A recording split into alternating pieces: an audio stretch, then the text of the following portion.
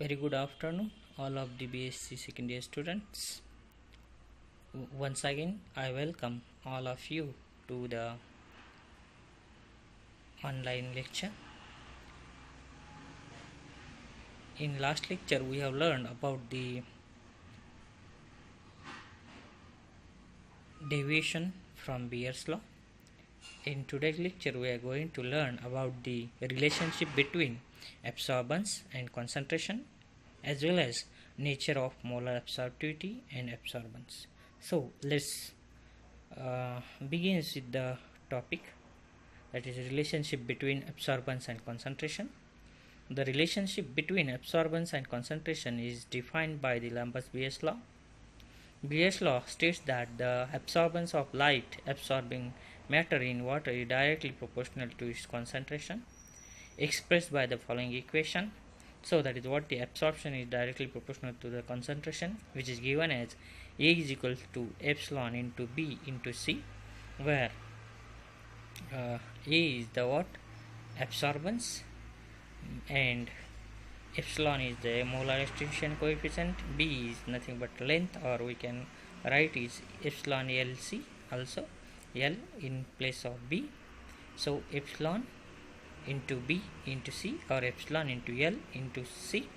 So absorbance is directly proportional to concentration, where epsilon, the extinction coefficient of the substance, has units per mole per centimeter. L is the sample path length measured in centimeter, or it is B is the what? Sample path length measured in centimeter, that is width of the cuvette, almost always 1 centimeter. C is the molar concentration of solution. You must express the concentration in terms of the molarity, and it is because of this relationship that biologists measure absorption rather than the transmissions.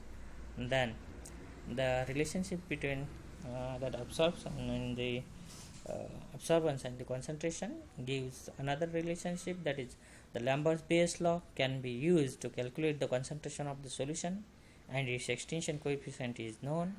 If we have given extinction coefficient, then we can able to calculate the concentration of the given solution. To determine the extinction coefficient, you measure the absorbance of the known concentration of the solution and then rearrange the equation to solve for epsilon. What happen if you have given the concentration, if you know the concentration path length, and if you are going to measure the epsilon, that is nothing but a molar extinction coefficient, then molar extinction coefficient E is equal to A upon BC or A upon LC. So this is about the relationship between absorbance and the concentration. Second one is the nature of molar absorptivity and absorbance. The absorbance is an extensive property, as know that intensive and extensive property, which was property of a substance, whereas absorptivity is its intensive property. If there is change of concentration and thickness of the container, the value of molar absorptivity will remains constant within the Beer's law range, but the absorbance will changes significantly. So the value of absorptivity will be different at wavelengths. This is shown in the figure. What is extensive property and intensive property? Extensive property is not depends upon the matter present in the system, but in intensive property it will depend upon the matter present on the system in the system. So absorbance is the extensive property of a substance, whereas absorptivity is the intensive property of if there is a change in concentration of thickness of the container, the value of molar absorptivity remains it is what there is a extensive property means what it is depend upon the what matter present in the system, and intensive property which is not depend upon the matter present in the system. So there is a small confusion. That is what extensive property is, that the property which is depend upon the matter present in the system, while the intensive property is that which does not depend upon the matter present in the system. So the absorbance is the extensive property means it depends upon the concentration. As the concentration increases, the absorbance increases, and uh, molar absorptivity is what intensive property. It does not depend upon the path length as well as the concentration of this or the thickness of the container. So absorbance is extensive property of the substance, whereas the absorptivity is intensive property. If there is change of concentration and thickness of the container, the value of molar absorptivity will remains constant within the Beer's law range, but the absorbance will changes significantly. The value of absorptivity will be different at wavelengths. This is shown in the figure. See here what the absorptivity and wavelength will get the different wavelength, different absorptivity at different wavelength. See here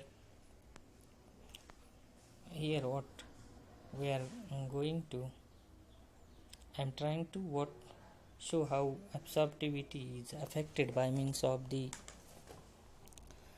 what change in the wavelength. So there is slight what there is change in the absorptivity with respect to change in the the wavelength. So here what somewhat increase is what appear, somewhat decreases appear depending upon the wavelength. Here firstly it gets increased, after that what it get what the decrease. So in this way we can what able to know the relationship between that nature of the molar absorptivity and the absorbance, because molar absorptivity and absorbance is what the different property, that is extensive property and the intensive properties.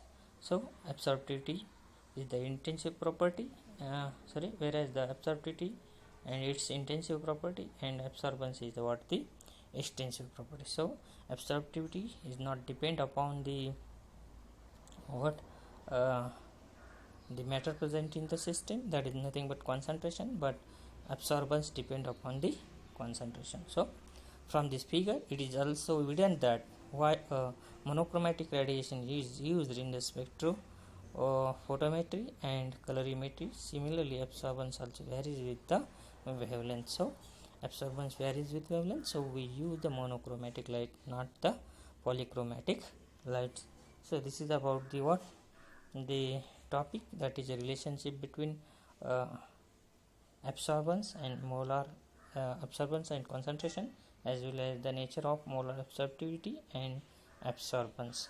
So if you have any queries related to this topic, please put your question in the YouTube question comment box. I will try to answer the question. Then have a nice day. Keep watching videos, keep studying. Thank you, thanks a lot.